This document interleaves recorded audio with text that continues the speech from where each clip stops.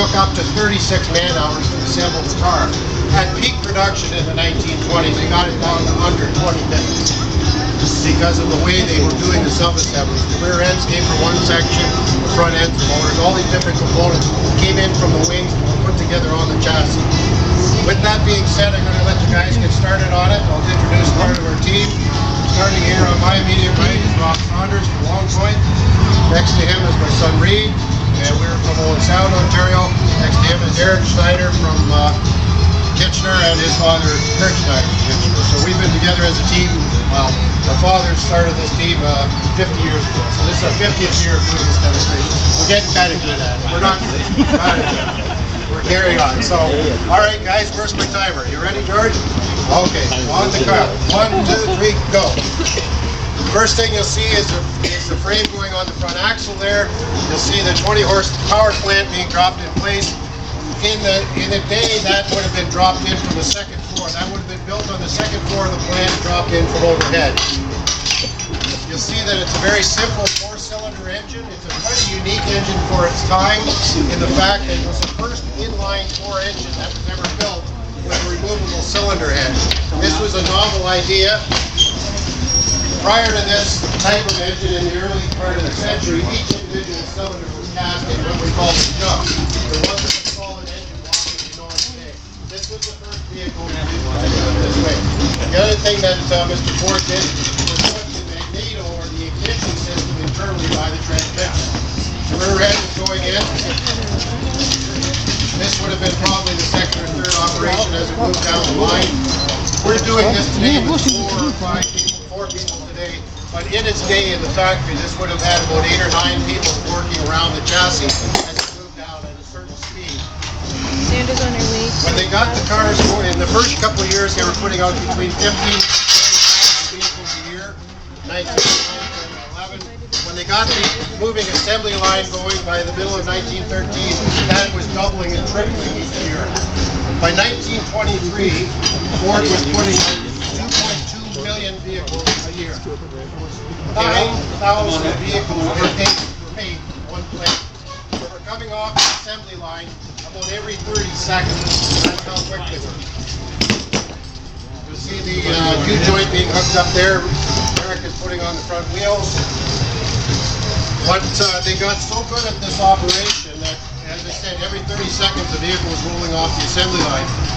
There's a famous story about any color as long as it was black. There's a lot of different theories on why it was black. The most probable one was the fact that black paint was the cheapest. Not necessarily the story we've all been told is that it dried the quickest. Yes and no, but black paint has the least amount of pigment in it, therefore it was cheap. Ford was obsessed with making everything as cheap as possible. There was literally, these cars were coming with the bodies that initially were hand painted, then they went on to sort of a spray paint thing, and then they were putting out so many cars per day, they actually dipped them in a large vat and pump it out. And out they went. There was literally paint on the bodies that were being slapped on the chassis. The same chassis that you see here is basically universal. What they did when they designed this car is they didn't have to make a lot of different what we would call today platforms. The touring body, the coupe body, the road coupe body, the truck body, all the vehicles you see up at the Ford garage, all fit one chassis. He kept all these parts very interchangeable. Therefore, he didn't have to retool for different things. This car was equipped with wire spoke wheels in 1927. Some of the earlier models, maybe up by the garage there, have wooden spoke wheels. But the volume of vehicles that he built is unbelievable.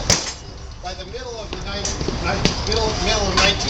1915, he was gone from number 4 manufacturing to number 1 in the world, simply because of the type of vehicle that he was doing and how quickly he was doing. They started off in price at $850 per vehicle, and by the middle of the 20s, they were down to $220 a piece.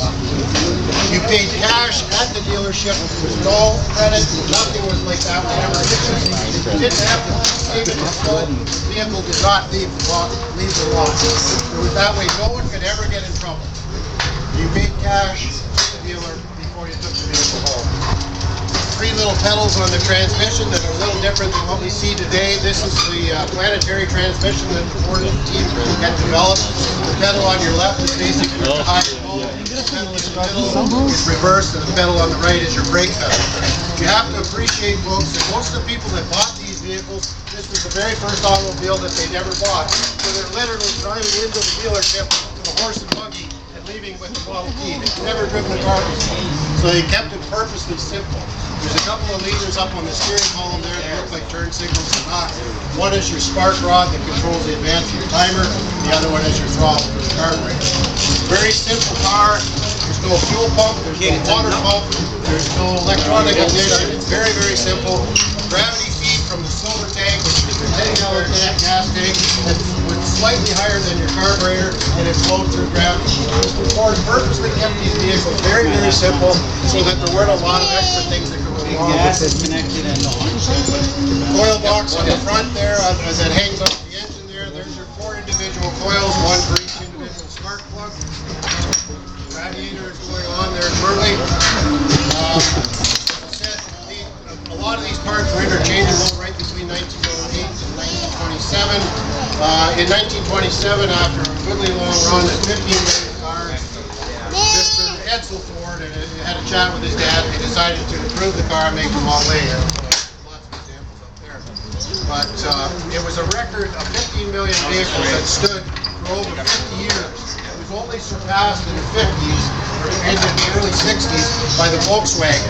Since then, it's been surpassed again by the Toyota Corolla. So in its day, it was the most popular car in the world. In the mid-1920s, 55% of all the vehicles in the world were built by Ford. We had a 55% market share, and there was literally hundreds of companies competing against them, and they couldn't because of the economics and the popularity of the vehicles. Imagine that today. You owned a company that had 55% of one product in the world. He owned it outright. He owned the sawmills, he owned the mills, he owned the railroads. He controlled every aspect of the manufacturing process because he found over time they couldn't keep up to him. So if he needed lumber to build bodies, he bought the entire forest. To get the lumber from the forest to the factory, he bought the railroad to get it done. Everything was under his control. There were no supply issues ever. The only thing that he never got involved with was rubber. His good friend Harvey Firestone from Akron, Ohio, who helped him out very early in his career, had the exclusive rubber contract for the Ford Motor Company. It's still exploding. A lot of work. Ford got so ambitious, he tried to grow rubber trees in the United States to keep the supply of rubber and tires flowing. That's how much of a control person he was. He kept it that way so that he could have control over the product going out the door. Boys are just about getting ready. They're putting a little bit of Lake Erie and that there. Okay, Reed. And a couple of quarts of Quaker State Racing Oil. How we doing for time there? Okay. Just lowering the front end. These vehicles were coming off the assembly line so fast that there was a man at the end who had a gallon bucket and a 4-inch paintbrush. He was literally dabbing different parts of the body that got parts of the car that got scratched during the assembly. They were literally coming off the assembly line, dripping wet. And they were loaded into an area and then put on rail cars and shipped all over the world. Getting ready to fire it up. Kurt's on the crank there. There we go.